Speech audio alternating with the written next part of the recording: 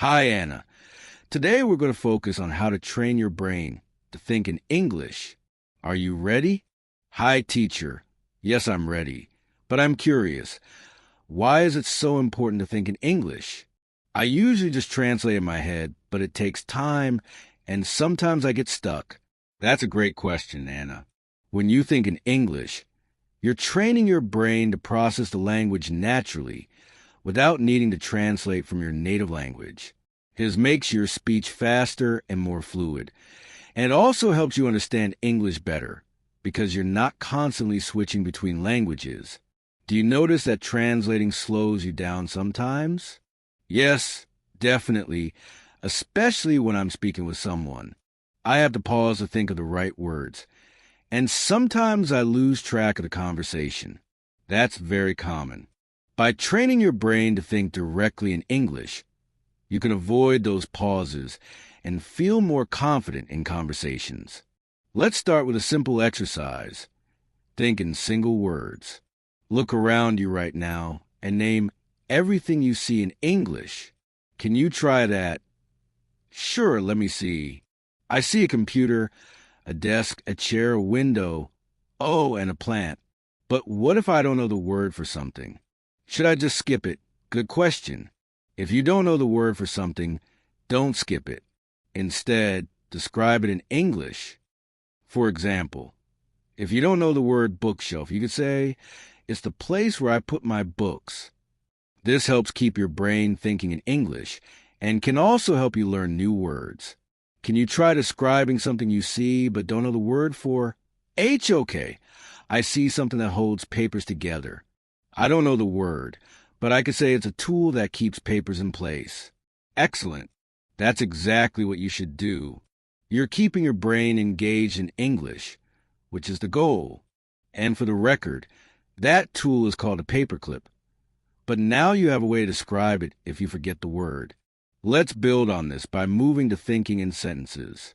What kind of simple sentences can you think of based on what you're doing right now? I could say, I am sitting at my desk, or I am learning English. But sometimes I'm not sure if my sentences are correct. What should I do if I'm unsure? That's a great start. Don't worry too much about making mistakes when you're practicing on your own. The key is to keep practicing. If you're really unsure, you can write down the sentence and check it later, or ask someone for help. It's all part of the learning process. What other sentences can you think of about your surroundings? Let's see. The sun is shining through the window, and my plan is growing well. But what if I want to talk about what I plan to do later? How do I say that in English? Great sentences. When talking about future plans, you can use phrases like, I'm going to, or I will. For example, I'm going to study English later, or I will call my friend tonight. How would you describe your plans for the rest of the day? I think I would say, I'm going to cook dinner later, and I will watch a movie tonight. Is that correct? Yes, that's correct. You're doing really well. Describing your plans in English is an excellent way to practice using different tenses. You can also think about what you did earlier in the day. For example, this morning I went for a walk. How would you describe your morning? This morning I had breakfast, and then I studied for a while. After that, I went to the grocery store. But sometimes I forget the words for what I did. How can I improve my memory for English words? That's a common challenge. But there are a few strategies you can use to improve your memory. One effective method is to use new words and sentences as soon as you learn them. Another is to review them regularly, like before bed or when you wake up. Flashcards can also be helpful. How do you usually try to remember new words? I usually write them down in a notebook, but I sometimes forget to review them. Maybe I should start using flashcards or an app. Do you think that would help? Absolutely. Flashcards and apps can be very effective because they make reviewing fun and interactive. They also help you practice regularly, which is key to remembering new words. Another tip is to try to use the new words in conversation as soon as possible. even if you're just talking to yourself. How often do you practice speaking English? I try to practice speaking a few times a week, but I'm usually alone, so I talk to myself or sometimes to my dog. It feels a bit strange, though. Is that normal? It's completely normal to feel a bit strange talking to yourself, but it's actually a very good practice. Talking to yourself in English helps reinforce what you've learned and makes it easier to think in English. Plus, it's a great way to prepare for real conversations. You can even imagine you're having a conversation with someone else. What kinds of things do you say to yourself in English? I usually say things like, I'm cooking dinner now, or I need to finish this task. But sometimes I pretend I'm talking to a friend like, how was your day? And then I answer myself. That's excellent. Pretending to have a conversation is a great way to practice. You can imagine different scenarios like ordering food at a restaurant or asking for directions. This helps you get comfortable with everyday conversations in English. What other situations could you imagine? Maybe I could imagine I'm at a store asking for help. I could say, excuse me, where can I find bread? Or, if I'm traveling, how do I get to the train station? Does that sound good? Those are perfect examples. Imagining yourself in different situations is a great way to build your confidence. The more you practice these kinds of scenarios, the more prepared you'll feel when you encounter them in real life. Another good exercise is to describe your day in detail from morning to night. Can you try that? Sure, let's see. This morning, I woke up early and had breakfast. Then I went for a walk and enjoyed the fresh air. After that, I came back home and started studying English. Later, I will cook dinner and watch a movie. How was that? That was excellent. You did a great job describing your day. Practicing like this helps you think in English more naturally and smoothly. You can also try planning your day in the morning in English, which will help set the tone for thinking in English throughout the day. Have you ever tried planning your day in English before? Not really, but I like the idea.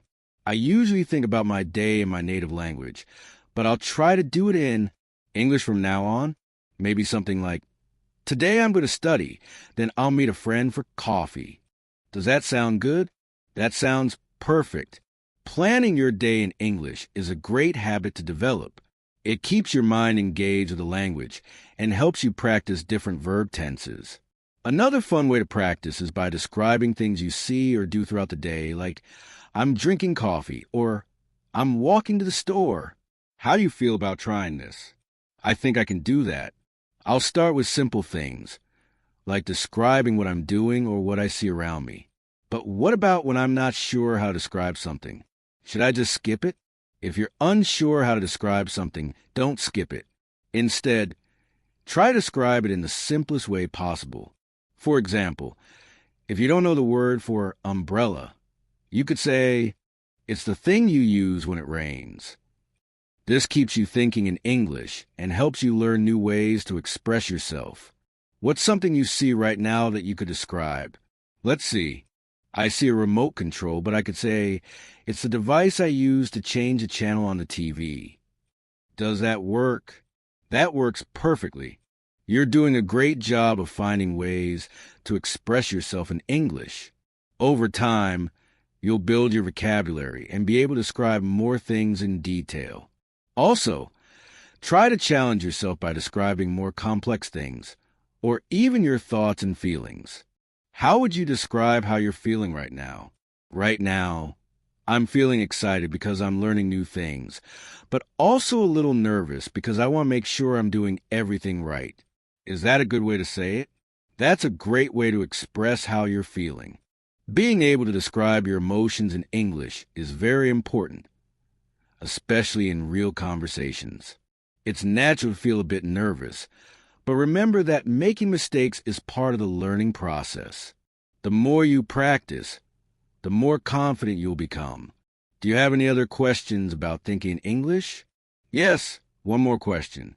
How long will it take before I can think in English without having to try so hard?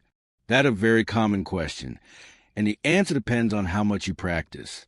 The more consistently you practice thinking in English, the faster it will become natural for you. For some people, it can take a few months of regular practice, while for others it might take longer. The key is to keep going, even when it feels challenging. How often do you think you can practice? I think I can practice every day, even if it's just for a few minutes. I can start with single words and then try sentences and conversations. Does that sound like a good plan? That's an excellent plan. Practicing every day, even for a short time, will make a big difference. You're already making great progress, Anna.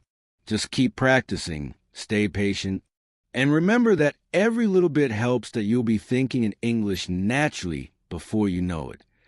Any final thoughts or questions before we wrap up? No, I think I've got it now. I'm excited to start practicing more.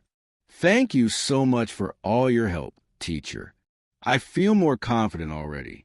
You're very welcome, Anna. I'm really proud of your progress and dedication. Keep up the great work, and don't hesitate to reach out if you have any questions or need more tips. You've got this. Thank you, teacher. I'll keep practicing and let you know how it goes.